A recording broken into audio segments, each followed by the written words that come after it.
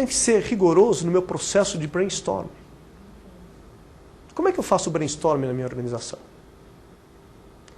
Estou olhando nessa sala aqui, falando e olhando também diretamente para as pessoas que estão na internet aqui. E eu vou dar um pequeno exemplo de uma ideia de processo.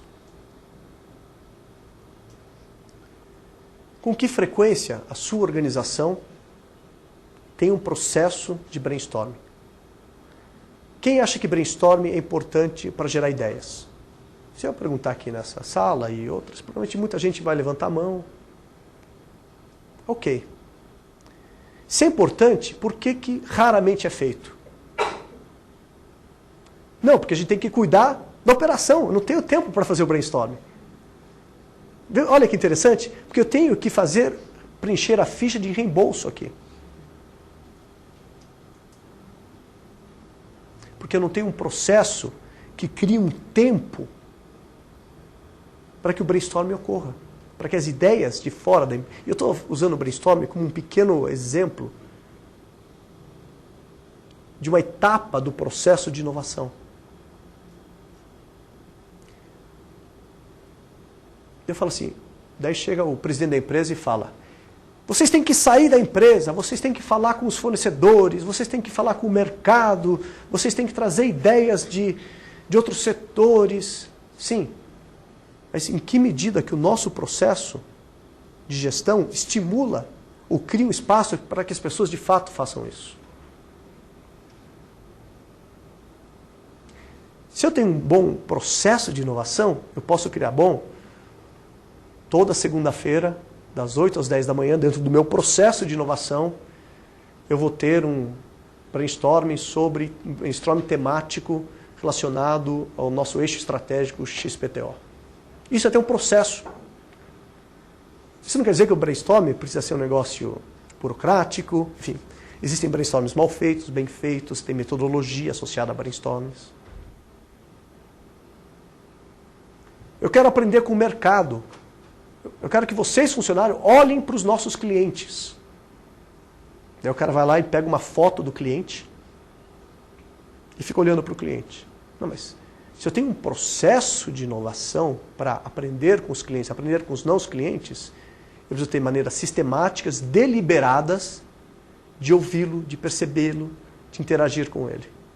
Não pode ser ad hoc. Não pode ser, trago os insights sobre as necessidades dos clientes.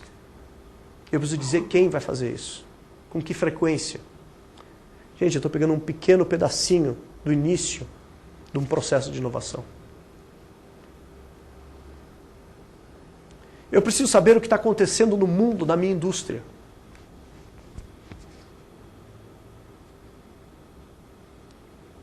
Sim, mas como que você vai fazer isso?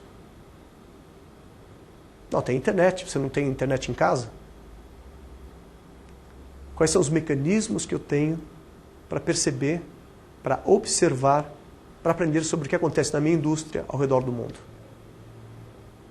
Tem que ter processo. Tem que ter processo, tem que ter processo. E é interessante, eu vou insistir aqui nesse slide, nesse conceito de processo, porque algumas vezes, quando a gente tenta trazer a ideia de processo de inovação nas organizações, a reação é negativa. Espera aí, processo? Eu achei que você ia trazer novas ideias, novos conceitos. Não, mas espera aí, eu tenho que ter um processo. Porque eu não quero trazer ideia uma vez.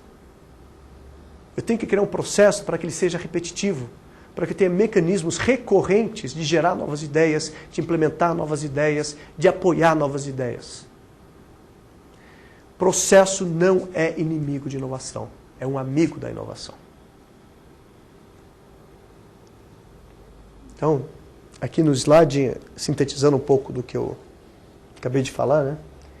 Não se pode confundir inovação com criatividade, nem deixá-la ao acaso, principalmente nas grandes organizações, onde há certa tendência ao conservadorismo. Processos não são burocracia e podem estimular a criatividade e inovação, especialmente quando facilitam o elemento organizacional, mostrando o caminho, que tipo de inovação que a gente quer. É na forma de segmentar o mercado, é na nossa logística, é nos nossos processos, é radical, é incremental. Então eu defino processos associados aos tipos de inovação que estrategicamente me dão vantagem competitiva, me dão sustentabilidade, me dão longevidade no meu mercado. Sabe o que mais? Inovação traz disciplina. Traz aquele famoso 99% de transpiração. O inferno está cheio de boas ideias. Para ideias, visões. Bom, a gente deveria muito investir em energias alternativas, em sustentabilidade. São temas da hora. Mas espera aí. Esse é o 1%. Os outros 99% é muita transpiração, é muito processo, é muito alinhamento organizacional. Trazem métricas. Se eu tenho um processo, a característica fundamental de um processo é que ele pode ser, eu posso ter métricas associadas a ele mesmo. E aqui, eles estão associados à liberdade e ao tempo. Que medida? Não necessariamente, aliás, muito pelo contrário, um processo vai ser uma caixa, vai ser como esse tipóia que eu tenho aqui, que me restringe o movimento. Ele pode ser pelo contrário. Eu posso criar etapas, mecanismos onde eu dou tempo para as pessoas.